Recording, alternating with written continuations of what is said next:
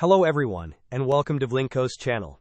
In today's video, I will show you how to fix the black screen issue you might be experiencing while gaming on Windows 11. And now let's get started.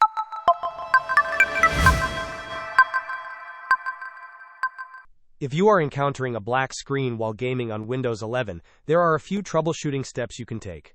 The first and often quickest solution is to press the Windows key, Control key, Shift key, and the B key simultaneously. This key combination will restart your system's graphics card, which can resolve many display-related issues. Another effective method is to restart File Explorer.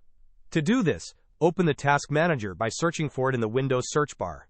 Once the Task Manager window appears and the list of processes loads, locate the Windows Explorer process, right-click on it, and select the Restart option.